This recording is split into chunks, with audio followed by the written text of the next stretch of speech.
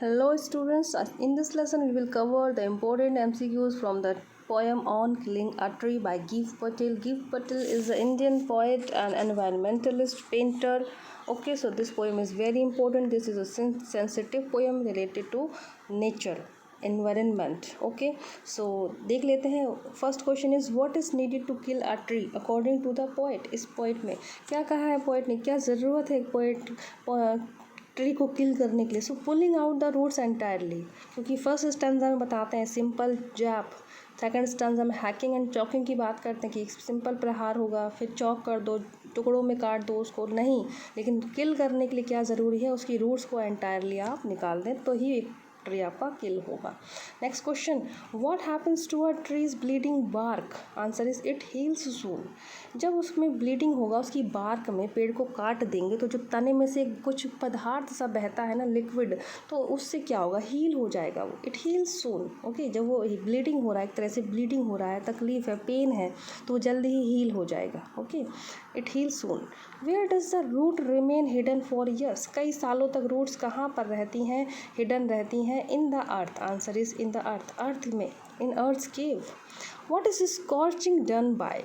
Scorching कैसे होगा, the heat of the सन.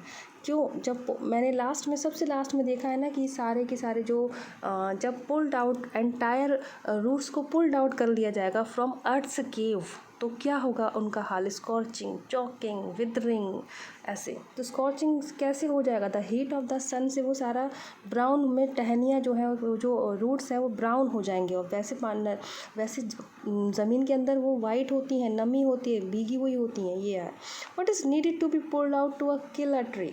एक ट्री को किल करने के लिए किनको पुल आउट करना है, रूट्स को, क्योंकि लीव्स, फ्लावर्स, फ्रूट्स, ये सारा उन्होंने काट के तो देख चुके थे.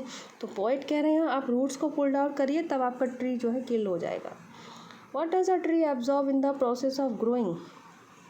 जब उसको ग्रोइंग करने के लिए क्या क्या चाहिए, क्या क्या एब्जॉर्ब करता है, sunlight, air, water, all of the above. According to the poem ये आंसर हम लोग क्लियर कर रहे हैं. कुछ आपको ईजी भी लग सकते हैं, लेकिन अगर आप पोएम पढ़ेंगे और एक बार एमसीक्यूज कर लेंगे तो आपका कंटेंट पूरा रेडी हो जाएगा. ठीक है, इजी और टफ जैसा भी हमने पढ़ लिया तो हमारा वो रेडी है. Can we kill a tree with a simple jab of knife. तो क्या हम एक सिंपल नाइफ के प्रहार से ट्री को किल कर सकते हैं. नो. ये फर्स्ट स्टैंजा में पोएट ये बात कह रहे हैं. जिन्होंने पोएम का मीनिंग नहीं देखा है, इसमें आप देख सकते हैं, इसके जस्ट पहले ही मैंने वो लेसन बनाया है. What is the rhyming scheme of this poem. No rhyming scheme, this is free verse. ये फ्री वर्स में है आपका. नेक्स्ट क्वेश्चन आपका है, what does this poem speak. ये पोएम किस टॉपिक पे बात करती है. So merciless, thoughtless and careless behaviour of human towards tree. आज के समय में मनुष्य का, मानव जाति का ट्रीज के प्रति कैसा क्रूअल व्यवहार है, बिल्कुल विचार नहीं करते हैं पेड़ों को काटने से पहले. उस बात को ये पोएम उठाती है, आगे बढ़ाती है. The strength of the tree is exposed. What do these words convey. क्या कहते हैं ये शब्द कि तब आपके सामने एक ट्री का स्ट्रेंथ एक्सपोज हो जाएगा. कब हो जाएगा, जब उसकी रूट्स को, कैसे, roots of the tree taken out of the earth. जब उसकी रूट्स को पूरे की पूरा टेकन आउट, अर्थ से पुल्ड आउट करके खींच के निकालेंगे ना, तब आपके सामने उस पेड़ की ताकत समझ में आएगी आपको. ऐसा पोइट्स बोलते हैं. Where does the strength of the tree lie. कहाँ पर होती है एक पेड़ की जो सारी की सारी स्ट्रेंथ होती है, उनकी रूट्स में होती है. In its roots. हमारी जड़ें ही हमारी नींव. कहते हैं ना, एक मकान की नींव अच्छी होनी चाहिए. हमारे जो पूर्वज हैं उनके संस्कार हमारे साथ होते हैं, इसी तरह उस पेड़ की जड़ें ही होती हैं जो उसकी पावर होती हैं. What does the tree symbolise in this poem. Tree किस चीज़ का सिम्बोलाइज है इस पोएम में. So the answer is deep rooted evil. ठीक है, डीप रूटेड ईविल, जो बुराइयाँ हैं, ठीक है, उनको खींच के निकालो, ऐसे किल करो, ऐसे नहीं होगा, ऐसे किल करो. अगर आप इस पोएम को सिम्बोलाइज रूप में देखते हैं, कैसे किल करना है ट्री को, ठीक है, तो कैसे किल करेंगे, कैसे बुराई को, अगर ईविल बताया है ना, ट्री को एक ईविल बताया है, तो उस ईविल को, उस बुराई को केवल एक नॉर्मल प्रहार से ख़त्म नहीं होगी. वो काट दोगे, चॉप कर दोगे, हैक कर दोगे, उससे भी ख़त्म नहीं होगी. उसको जड़ से हटाना है, उस बुराई को जड़ से निकाल के फेंक देना है, तब जाके वो ट्री, जो ट्री रूपी बुराई है एक इंसान में या कहीं भी व्याप्त है, समाज में कोई इशू है ऐसा, तो वो आपका तब जाके वो हटेगा. सो स्टूडेंट्स, आई होप आपको ये सारे के सारे क्वेश्चंस क्लियर हो रहे होंगे. Next question, what helps the tree to grow, क्या हेल्प करता है ट्री की ग्रो होने में? So the answer is A, earth.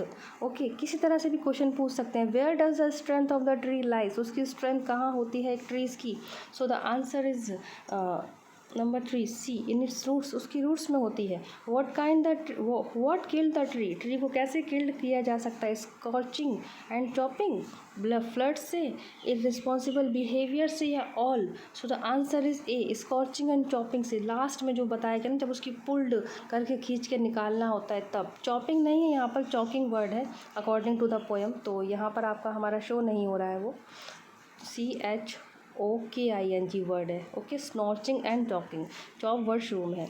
The strength of the tree is exposed, what do these words convey? It means कि आप trees की जो रूट्स है, roots of the tree taken out of the earth, जब आप उसकी जड़ें खींच के निकालोगे। What is the message of this poem? Most common question है, हर पोएम के लिए ये क्वेश्चन बनता ही है। What is the theme of this question? What is the message of this question? So इस क्वेश्चन का, इस पोएम का मैसेज क्या है? Don't cut trees and save them, उनको सेव करो। What does this poem speak? Merciless thoughtless behaviour of human towards tree. How do the trees die, कैसे उनको डाई होंगे, वो कैसे किल कर सकते हैं? When their roots are uprooted, जब उनकी रूट्स को अपरूट कर लिया जाए। What is the rhyming scheme of this poem? क्या है rhyming scheme? No rhyming scheme, free word से। कुछ क्वेश्चंस रिपीट हो रहे हैं तो आप लोग उनको समझ लीजिए। What does the poet equate killing trees with? उन्होंने इन किलिंग ट्रीज को किस से समान, किससे उनका तुलना किया है, किसके समान बताया है? Killing human being. ठीक है, जिस तरह से ह्यूमन बींग्स को किल करते हैं, ऐसे नहीं होगा कि मतलब नॉर्मल देखे तो एक स्लैब से तो किल नहीं हो जाएगा, ठीक है, या और ज़्यादा मारपीट कर दिया तो भी किल नहीं हो रहा है। तो किल करने के लिए क्या किया जाता है, वही यहाँ पर ट्रीज़ के साथ किया जा रहा है। सो स्टूडेंट्स, आई होप कि आपको इसके क्वेश्चन आंसर, जब आप इसके word to word meaning clear कर लेंगे ना, कैसे भी MCQs आ जाए आप लोग उनको कवर कर सकते हैं, आसानी से आंसर लगा सकते हैं। बाकी जो फैक्ट हैं वो याद कर लें। Poet name, published of this poem, ये पोएम कब पब्लिश हुई थी आपकी? 1966 में हुई थी, पोइट्री कलेक्शन में, बाय गिव पटेल। गिव पटेल एक इंडियन पोइट है, पेंटर है, एनवायरमेंटलिस्ट है, ग्रीन मूवमेंट है। सब्सक्राइब करके ही आगे जाएं प्लीज़। ठीक है, thank you so much for watching this lesson. खुश रहें, पॉजिटिव रहें, जय हिंद।